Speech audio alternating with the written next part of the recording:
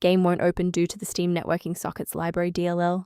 I'm Sophie Chen, a Windows support engineer, and I'll help you bypass this roadblock instantly using my diagnostic data.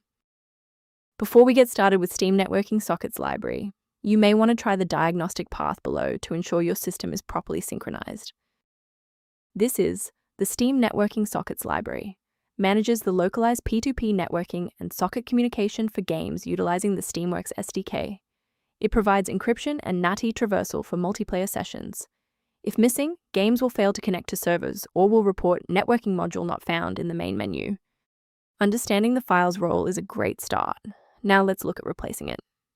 Errors involving CIT threading library DLL typically suggest that the localized application threading logic files within your host software are truncated or missing, and a fresh installation of that program is the best way to fix the internal directory. When a standard software refresh isn't enough, we need to bypass the automated installers and look at manual system state resets. Performing a restart can determine if the error is just a transient environment glitch. A reboot refreshes your system's path variables and can sometimes reestablish a broken link to the Steam Networking Sockets library file. Bookmark this video or click the like button now so that you have a shortcut back to this guide after your PC finishes restarting. If a quick restart didn't do the trick, it's time to look deeper into the system configuration.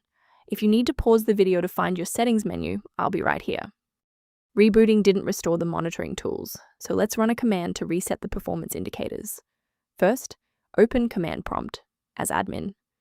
Second, you're going to type locktr/r, then hit enter. Why are we doing this? Well, these files rarely suffer from physical corruption. Instead, their registration in the performance hive becomes desynced. This command purges those stale entries and rebuilds the registry links.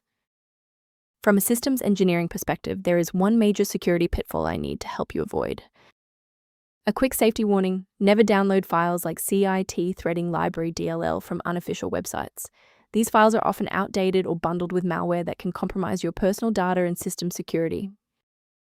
For those who prefer a structured maintenance plan, you can access an official diagnostic resource at the link below. If library conflicts or resource allocation issues are present, the link below provides general information on managing Steam Networking Sockets library dependencies. I'm Sophie Chen. If this engineering guide helped resolve Steam Networking Sockets library dependency issues, consider subscribing so you have a trusted resource for future Windows troubleshooting.